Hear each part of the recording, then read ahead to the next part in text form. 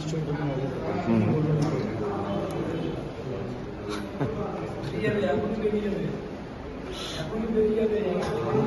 আমি আমি আমি জানি না কি উত্তর দেবো। এটা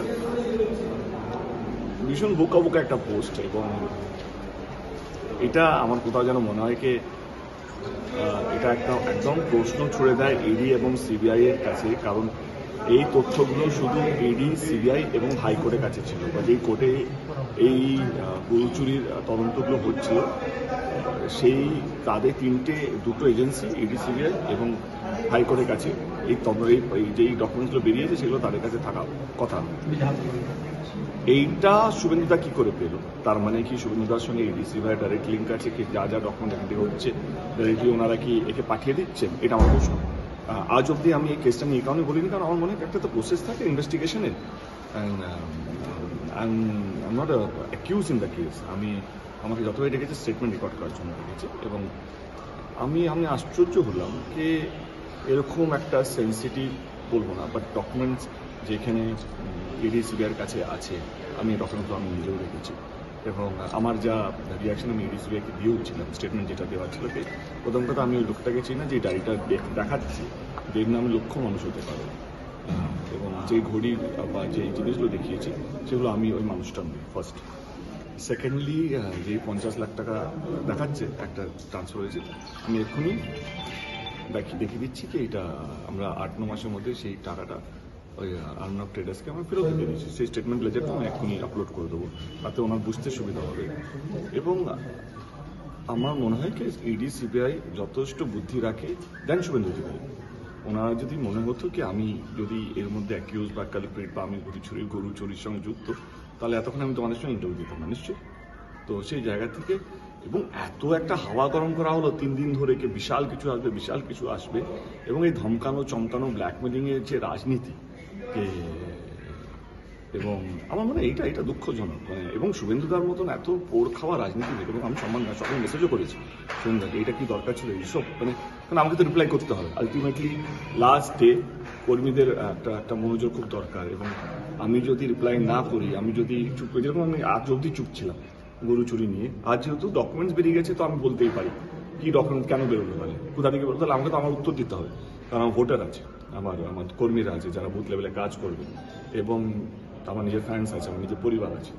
তো আমার মনে হয় কি এইবারে আমার মনে হচ্ছে আর ভদ্রতা করে লাভ নেই। আমার মনে হয় একটা মিনিমাম জবাব দরকার। এবং আর সবচেয়ে বড় কথা যে 3 বছর ধরে যবে থেকে আমার ইডিসিবিআই হচ্ছে, যবে থেকে হিরোনি অঞ্চলে আসছে, ঘাটাল ঢুকতে শুরু, তবে থেকে নাকি আমি গরুচোর নিয়ে বলছে। আরে সবচেয়ে আগে তো পিন্টু মন্ডলকে ও চেনে, আজকে তার প্রমাণও দিলাম। আজ অব্দি আমি চুপ ছিলাম, কারণ আমি কাউকে ঘেটে লাভ নেই, কারণ কাউকে না আমি বুঝি যে কারো গায়ে কাদা ছুড়লে কতটা কষ্টকর, কিন্তু যে সারাদিন কাদা নিয়ে ঘুরছে, সুযোগ দিয়েছে, আমরা আজ ভদ্রতা করে লাভ নেই, আমি আজকে দিয়েই দিই।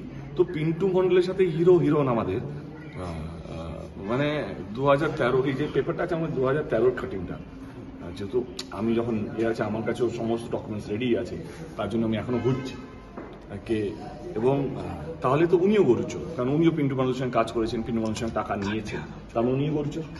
এবং যিনি গরুচোর আমার আগে উনি কাজ করেছেন, আমার আগে উনি ছিলেন, তো আমার মনে হয় তাহলে তো সবাই গরুচোর। তো অর্ধেক ইন্ডাস্ট্রি, মানে অর্ধেক 90% ইন্ডাস্ট্রি গরুচোর হয়ে যাবে। অনেক আর্টিস্ট কাজ করেছে পিন্টু মন্ডলের সাথে, এবং তুমি কি করে বাছাই করবে কে ভদ্রলোক, কে অভদ্রলোক, কে কোথা থেকে টাকা নিয়ে এসছে? আজকে আমার মনে হয় কি এই যে কোনোভাবে আক্রমণ করা, এই যে উল্টো পাল্টো কথা বলা, মিথ্যে কথা বলা ভোটের জন্য, জেতার জন্য, আমি তার বিরুদ্ধে। আমি আজ অব্দি চুপ করেছিলাম, কারণ আমার মনে হচ্ছিল কি ছাড় না, আমি আমারটা সামলে নেব, ঠিক আছে। আমি 3 বছর ধরে এই কেসের মধ্যে যুক্ত আছি। যখনই আমি কোনো কিছু করি তখনই আমাকে একটা লেটার পাঠিয়ে দেওয়া হয় তদন্তে এসেছে। আমি আজ অব্দি কোনোদিন ডেট চাইনি। এবার তো বুঝতে পারলে কেন ডেট চাইনি, কারণ আজকে মোটামুটি শুভেন্দুদাই ক্লিয়ার করে দিল কি আমার এর সঙ্গে কোনো যুক্ত নেই, আমি এর সঙ্গে কোনো কেসের মধ্যে যুক্ত নেই। তো থ্যাংক ইউ শুভেন্দুদা এই জিনিসটা ক্লিয়ার করার জন্য, কারণ আজকে আমিও হালকা হলাম। আমিও আমার যারা ফ্যান, আমার ভোটার, আমার পরিবার, আমার শুভচিন্তক, আমার কাছের মানুষ, আমাকে যারা আইডল হিসেবে ভাবে, তাদের কাছে আমি এতদিন ধরে যে 3 বছর ধরে যে আটকিয়েছিলাম, যে কথা বলতে পারছিলাম না এই কেসটা নিয়ে, যেহেতু আমি শুনেছি তদন্তে যখন কোনো কেসের হয় তখন ওই কেসটা নিয়ে কিছু বলা উচিত না, তদন্তে কোথাও যেন হ্যাম্পার হবে। কিন্তু আজকে শুভেন্দু তো আমার সেই সুযোগটা করে দিয়েছে কি আজকে আমি মন খুলে কথা বলতে পারি কেসটা কি। এবং কে সে পিন্টু মণ্ডল, এবং পিন্টু মণ্ডলের সঙ্গে শুধু আমি একা না, আমার মনে হয় হিরো হিরোন তো আগে আছে আমাদের, এবং যত বড় সুপারস্টার আছে নাম বলো, আমি নাম নিতে চাই, জিদ্দা হোক, যিশুদা হোক, শুভশ্রী হোক, পায়েল হোক, সবাই এক চিঠিয়ে কাজ করেছে। তো আজকে জাস্ট বিকজ আমি পলিটিশিয়ান বা একটা দলে হয়ে কাজ করছি বা একটা দলের সাংসদ, তো আমাকেই গরুচোর বলা হচ্ছে এবং প্রমাণ এখনো অব্দি করতে পারেনি। এবং আমার সত্যি খুব খারাপ লাগলো, দুঃখজনক লাগলো, হিরণকে বাঁচানোর জন্য শুভেন্দু এতটা নিচে নামতে হলো। আমি শুভেন্দুকে ভাবি, মুখ্যমন্ত্রী হিসাবে ভাবি কি ভাই যদি বিজেপি যদি কোনো দিনও যদি জিতে, তো সেই দিনে হয়তো শুভেন্দুদার সুযোগ আছে মুখ্যমন্ত্রী হওয়ার। কিন্তু এই ছোট ছোট জিনিসগুলোকে একটা হিরণের মতন ক্যাডারকে বা প্রার্থীকে, যেখানে কোনো বিজেপি বড় নেতা সাপোর্ট করছে না, এখানকার দলের নেতা নেত্রীরা সাপোর্ট করছে না, দলের কর্মীরা সাপোর্ট করছে এবং বিজেপি ভোটাররা সাপোর্ট করছে না, তারাও বলছে এবার প্রথমবার ভোট টিএমসিকে দেবো, তারা সাপোর্ট করছে না। সেইখানে যেহেতু শুভেন্দুদাকে টিকিটটা দিয়েছে, শুভেন্দুদার দায়িত্ব হিরণকে জেতাতেই হবে, তার জন্য এত কিছু করা আমার মনে হয় সেটা দুঃখজনক। মানুষের উপরে ছেড়ে দিন, আর মাত্র একটা দিন বাকি, পরশু দিন ভোট, এবার মানুষকে বেছে নিতে দিন। এবং আজকে সত্যি আমি হাত জোর করে ধন্যবাদ জানাবো শুভেন্দু অধিকারীকে, কি আজকে আমি সত্যি মন খুলে কথা বলতে পারবো, কারণ 2.5 বছর ধরে যে নিজের মধ্যে যে চাপা ছিল কি আমি কি কেসে আছি, কেন আছি, কে সে পিন্টু মণ্ডল, কিভাবে আমাকে জড়ানো হলো, কেনই বা আমাকে জড়ানো হলো, আজকে মনে হয় অন্তত বাংলার প্রত্যেকটা মানুষ, যদি তোমরা পুরো ইন্টারভিউটা দেখাও, তুমি যদি প্রত্যেকটা চ্যানেল যদি বায়াস হয়ে ওইটুকু কেটে দেখালে, তাহলে আমি হয়তো আমার কথাটা বলতে পারবো না। তার মানে আমার সব চ্যানেলের সঙ্গে খুব ভালো সম্পর্ক, সব রিপোর্টের সঙ্গে খুব ভালো সম্পর্ক, এবং সব বিরোধী দলের প্রার্থী বলো তাদের সঙ্গে খুব ভালো সম্পর্ক। এবার তোমাদেরও দায়িত্ব যে আমি যেই কথাটা বলতে চাই যে 2.5 বছর ধরে ফাইনালি বলতে পারলাম, এবং প্লিজ এটা মানুষের কাছে পৌঁছো কি আমার অ্যাকচুয়ালি অ্যাজ সাচ কোনো কেস। দেখুন, এই কথাটা আমি 2 থেকে 2.5 বছর ধরে বলে আসছিলাম যে এই মানুষটির মুখ এবং মুখোশ পুরোপুরি আলাদা। এই মানুষটি যা বলেন তার ঠিক উল্টোটা করেন।